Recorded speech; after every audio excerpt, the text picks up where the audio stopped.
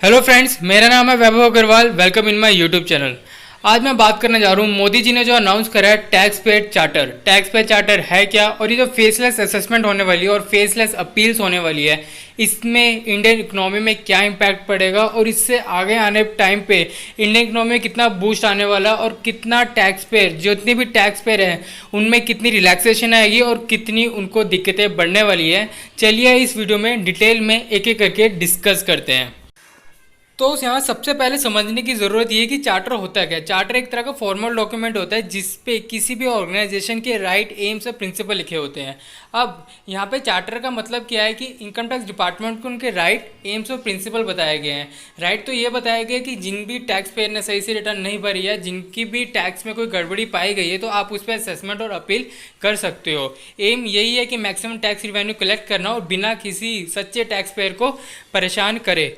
और उनका ऑब्लिगेशन ये है कि वो किसी भी टैक्स पेयर को फालतू का तंग नहीं करेंगे। जैसे पहले होता था कि जो टैक्स पेयर ने सच्चे में टैक्स रिटर्न भी भरी, सबको सही भरा, उसका भी केस कई बार स्क्रूटनी में आ जाता था। एज ए चार्टर्ड अकाउंटेंट मैंने देखा हुआ है कि कई सच्चे टैक्स पेयर का भी स्क्रूटनी में केस आया होता था। तो उनको तंग नहीं करने के लिए ये चार्टर लाया गया है। इस चार्टर में कुछ कमिटमेंट करी गई है टैक्स पेयर से, उन सच्चे टैक्स पेयर से जो बिना किसी धोखाधड़ी के टैक्स भरते हैं।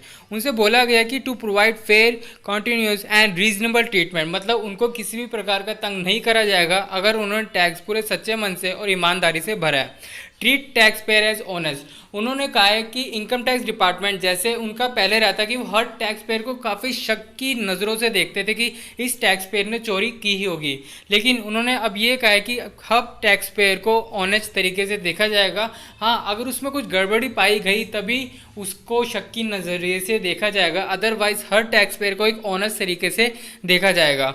To provide mechanism for appeal and review, उन्होंने कहा है कि हम एक प्रॉपर मैकेनिज्म प्रोवाइड कराएंगे अपील और रिव्यू का।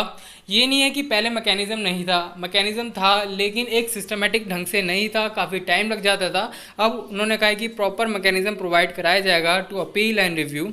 अगला उन्होंने कहा है कि to provide complete and accurate information, उन्होंने कहा है कि टैक्स पेयर को प्रॉपर, कंप्लीट और एक्यूरेट इन्फॉर्मेशन प्रोवाइड कराई जाएगी रिगार्डिंग ऑल द प्रोविजंस।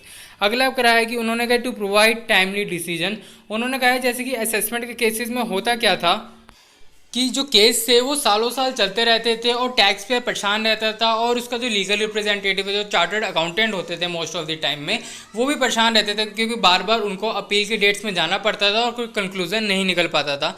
इसी को मद्देनज़र रखते हुए अब इन्होंने कहा कि टाइमली डिसीजन आपको प्रोवाइड कराया जाएगा।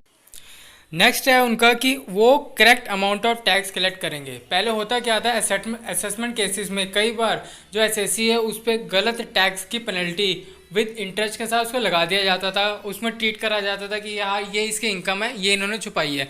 लेकिन अब उन्होंने कहा है कि सिर्फ correct amount of tax he SSC से, मतलब टैक्स पेयर से लिया जाएगा। अगला है वो प्राइवेसी ऑफ टैक्स पेयर। अब क्या होता है, जो इनकम टैक्स डिपार्टमेंट है वो असेसमेंट करने के लिए, असेसमेंट मतलब स्क्रूटनी केस करने के लिए, एक एक डिटेल चेकिंग करने के लिए एसएससी की, मतलब टैक्स पेयर की कई इन्फॉर्मेशन मंगवाता है। तो अब इसमें ये लिखा है कि जो टैक्स पेयर की जितनी इन्फॉर्मेशन रिक्वायर्ड होगी वही उससे मंगवाई जाएगी और जो टैक्स पेयर की जो इन्फॉर्मेशन है उसको कहीं भी लीक नहीं करा जाएगा अगर किसी लॉ में उसके बारे में नहीं लिखा हुआ है तो। अगला है टू मेंटेन द कॉन्फिडेंशियलिटी, मतलब उनकी कॉन्फिडेंशियलिटी मेंटेन करी जाएगी। अगला है to hold its authority accountable, मतलब वो जो एसईसी ऑफिसर है वो अकाउंटेबल रहेगा टूवर्ड्स टैक्स पेयर के लिए। To enable the representative of choice, जैसे आपको पता ही है अगर डिपार्टमेंट में स्क्रूटनी केस लग जाए तो वो सिर्फ चार्टर्ड अकाउंटेंट ही सॉल्व करवा सकते हैं, तो उन पर एक मौका उन्होंने बोल दिया कि वो अपना रिप्रेजेंटेटिव भी यहाँ पे अपॉइंट कर सकते हैं। अगला है to provide the mechanism to lodge complaint, उन्होंने ये भी कहा है कि एक मैकेनिज्म प्रोवाइड कराया जाएगा अगर टैक्स पेयर से कोई भी ऐसा ऑफिसर रिश्वत मांगता है तो उस पर एक मैकेनिज्म बनाया जाएगा जहाँ पे जाके वो कंप्लेन लिखवा सकता है। अगला है to provide a fair and justify system, एक फेयर और जस्ट सिस्टम प्रोवाइड कराया जाएगा। And to publish service standards and report periodically. अब जैसे कि मैंने आपको बताया कि यहाँ टैक्स पेयर को काफ़ी रिलैक्सेशन दे रखी है और जो सच्चे टैक्स पेयर है उनको कोई भी तंग नहीं करेगा। लेकिन अब यहाँ पे ये होगा कि सभी टैक्स पेयर बोलेंगे कि मैं सच्चा हूँ, मैं सच्चा हूँ, इसलिए उन पर कुछ ऑब्लिगेशन डालनी भी ज़रूरी है। तो इस चार्टर में ये बताया गया है कि टैक्स पेयर को सबसे पहले ऑनेस्ट रहना पड़ेगा और कंप्लाइंट रहना पड़ेगा, मतलब जितने भी कंप्लाइंसेस है उसको पूरा करना पड़ेगा और ऑनेस्ट रहना पड़ेगा, मतलब कोई भी इंफॉर्मेशन गवर्नमेंट जो मांग रही है उनसे छुपानी नहीं है। अगला है कि बी इन्फॉर्म्ड रहना पड़ेगा, मतलब कोई भी अगर प्रोविज़न चेंज होता है तो टैक्स पेयर को उसके बारे में अवेयर रहना पड़ेगा। अभी सबसे बड़ी मुश्किल है कि टैक्स पेयर अपने डेली बिजनेस में, डेली रूटीन में, अपनी डेली जॉब में इतना बिजी रहता है तो वो कैसे अवेयर रहे। तो उसके लिए वो चार्टर्ड अकाउंटेंट्स को अपॉइंट कर सकता है और चार्टर्ड अकाउंटेंट्स उसके कंप्लायंस का सारा ख्याल यहाँ रख सकते हैं। अगला है कीप एक्यूरेट रिकॉर्ड्स, मतलब उनको अपने पूरे प्रॉपर रिकॉर्ड्स यहाँ पे मेंटेन करने पड़ेंगे। अगला है know what your representative does on your behalf, मतलब जैसे कि मैंने आपको पिछले बताया कि वो अपना रिप्रेजेंटेटिव मतलब एक चार्टर्ड अकाउंटेंट को अपॉइंट कर सकते हैं और यहाँ पे उनके एक रिस्पॉन्सिबिलिटी ये रहेगी कि जो भी रिप्रेजेंटेटिव कोई भी इंफॉर्मेशन देता है या कुछ भी कहता है तो वो टैक्स पेयर उसके लिए पूरी तरह जिम्मेदार रहेगा। वो ये नहीं कह सकता कि रिप्रेजेंटेटिव ने कहा मैंने नहीं कहा तो मैं जिम्मेदार नहीं हूँ। इसलिए उसको सोच समझ के, मतलब एक प्रॉपर एजुकेटेड मतलब एक चार्टर्ड अकाउंटेंट को ही अपना रिप्रेजेंटेटिव अपॉइंट करना चाहिए। अगला है रिस्पॉन्ड ऑन टाइम, मतलब टैक्स पेयर को अगर कोई भी नोटिस जाता है, अगर कोई भी इंफॉर्मेशन उनसे मांगी जाती है तो वो उनको टाइम पे हमें भेजेगा, मतलब डिपार्टमेंट को भेजेगा। और पे इन टाइम, मतलब जितनी भी टैक्सेस है वो टाइम टू टाइम भेजते रहेगा। कई तरह के टैक्सेस हैं, उसके लिए आप चार्टर्ड अकाउंटेंट मतलब मुझसे ऐसे चार्टर्ड अकाउंटेंट्स के साथ कांटेक्ट कर सकते हैं। अब इस चार्टर का सबसे ज़्यादा फ़ायदा क्या है, सबसे ज़्यादा फीचर इसमें क्या दे रखे हैं। सबसे पहले जो भी स्क्रूटनी के सिलेक्ट करे जाएंगे वो एआई के थ्रू, मतलब आर्टिफिशियल इंटेलिजेंस के थ्रू सिलेक्ट करे जाएंगे। जैसा कि प्रधानमंत्री मोदी जी ने अपनी स्पीच में कहा था कि जितने भी स्क्रूटनी केसेस है वो सिर्फ 0.26% होंगे टोटल स्क्रूटनी केसेस की, मतलब वो सिर्फ एआई के थ्रू सिलेक्ट करे जाएंगे, मतलब किसी भी जो ऑफिसर है उसका इसमें कोई भी हाथ नहीं होगा। क्योंकि पहले होता क्या था, ऑफिसर जितने भी बड़े बड़े टैक्स पेयर हैं उनको स्क्रूटनी केस खोल देता था और उनसे वो मोटी कमाई मतलब काली कमाई खाता था। अब इसमें बिल्कुल भी ह्यूमन इंटरफेयर नहीं रहेगा। अगला है कि अबोलिशन ऑफ टेरिटोरियल जुरिडिक्शन, मतलब पहले होता क्या था, अगर कोई दिल्ली का टैक्स पेयर है तो उसका केस सिर्फ दिल्ली के ही इनकम टैक्स डिपार्टमेंट के पास जाता था, लेकिन अब इन्होंने इस चीज़ को ख़त्म कर दिया है। अगर कोई दिल्ली का टैक्स पेयर भी है उसका केस आप मुंबई के या फिर किसी भी शहर के जुरिडिक्शन के ऑफिसर के पास जा सकता है और वो उसका स्क्रूटनी केस हैंडल करेगा। मतलब इसमें करप्शन के चांसेस ज़ीरो हो गए, क्योंकि जीरो इसलिए हो गए क्योंकि ना टैक्स पेयर ऑफिसर को जानता है ना ऑफिसर टैक्स पेयर को जानता है, मतलब उनको आपस में कोई संपर्क करने का साधन ही नहीं रहेगा। अगला है कि ऑटोमेट कर देंगे रैंडम एलोकेशन ऑफ केसेस को, मतलब अब ये है कि जो एलोकेशन ऑफ केसेस होते थे वो पहले एक ह्यूमन इंटरफेयर रहता था उसमें, कि उनको बड़े ऑफिसर होते थे वो स्क्रूटनी केस बांटते थे, लेकिन अब इसमें सिर्फ एआई के थ्रू ही स्क्रूटनी केस डिस्ट्रीब्यूट करे जाएंगे। मतलब किस ऑफिसर के पास किस टैक्स पेयर का कौन सा केस है किसी को कुछ पता नहीं होगा। अगला है कि central issuance of notice with documentation identification number होगा, मतलब डॉक्यूमेंट आइडेंटिफिकेशन नंबर एक सेंट्रलाइज रहेगा जिसके थ्रू हम पता कर सकते हैं कि उसका स्क्रूटनी केस में आज के टाइम पे कंडीशन क्या चल रही है। अगला है no physical interfere, no need to visit income tax department.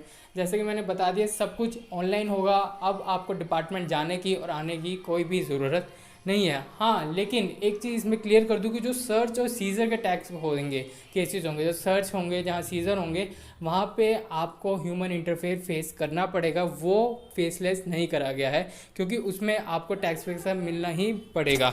अगला है team based assessment and team based review.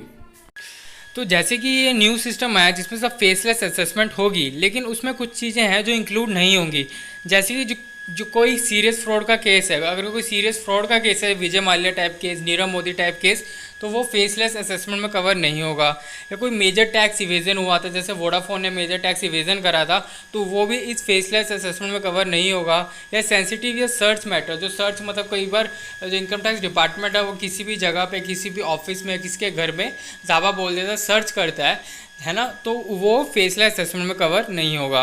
And the system also excludes कर रहा है इंटरनेशनल टैक्सेशन, ब्लैक मनी और बेनामी प्रॉपर्टी। मतलब अगर किसी का असेसमेंट इन तीन चीज़ों से रिलेटेड है, मतलब इंटरनेशनल टैक्सेशन से रिलेटेड है, ब्लैक मनी से रिलेटेड है या बेनामी प्रॉपर्टी से रिलेटेड है, वो भी फेसलेस असेसमेंट में कवर नहीं होगा। जैसे कि असेसमेंट के केस में हुआ था वैसे ही अपील के केस में होगा कि अलॉट जो करे जाएगा वो किसी भी कंट्री के मतलब किसी भी शहर की किसी भी ऑफिसर को अलॉट करे जा सकते हैं आपका अपील का केस। आपको और ऑफिसर को पता ही नहीं होगा कि वो किसका केस हैंडल कर रहा है या आपका ऑफिसर कौन है जो अपील हैंडल कर रहा है। मतलब आपको ऑफिस जाने की ज़रूरत नहीं है इनकम टैक्स डिपार्टमेंट के, और जो अपील डिसीजन होगा वो टीम बेस्ड होगा और रिव्यूड होगा। अब असेसमेंट और अपील में अगर मैं डिफरेंस बताऊं तो असेसमेंट इनिशियल स्टेज का असेसमेंट होता है जिसमें ईच एंड एवरी डिटेल की स्क्रूटनी की जाती है, मतलब उसको देखा जाता है। लेकिन उसके बाद भी जब असेसमेंट का ऑर्डर आ जाता है उससे कोई ना कोई सेटिस्फाई नहीं होता। शायद डिपार्टमेंट सेटिस्फाई नहीं हो कि असेसमेंट जिस ऑफिसर ने करा उसने ढंग से नहीं करा, या फिर जिसके खिलाफ जो टैक्स पेयर है वो सेटिस्फाई नहीं था उस ऑर्डर से, तो वो भी सेटिस्फाई नहीं हो सकता, वो अपील में जा सकता है। मतलब अगर कोई भी असेसमेंट के ऑर्डर से सेटिस्फाई नहीं है तो फर्दर अपील कर सकता है, वो उसको कहते हैं अपील। जैसे कि अगर कोई हाई कोर्ट के ऑर्डर सेटिस्फाई नहीं होता तो वो कहाँ अपील करता है, सुप्रीम कोर्ट में। तो वैसे इनकम टैक्स डिपार्टमेंट में भी होता है। तो ये था पूरा चार्टर जो प्रधानमंत्री ने लॉन्च करा कि उनको सच्चे टैक्स पेयर को बचाना है और झूठे टैक्स पेयर को पकड़ना है। तो ये थी पूरी मेरी वीडियो। आपको कैसी लगी प्लीज़ मुझे कमेंट सेक्शन में ज़रूर बताइएगा। प्लीज़ मेरी वीडियो को लाइक कर लीजिए, subscribe this channel and share this video. मिलूंगा आपको नेक्स्ट वीडियो में, तब तक के लिए अपना ध्यान रखिए, अपनों का ध्यान रखिए, खुश रहिए, घर में रहिए, हंसते रहिए। नमस्ते।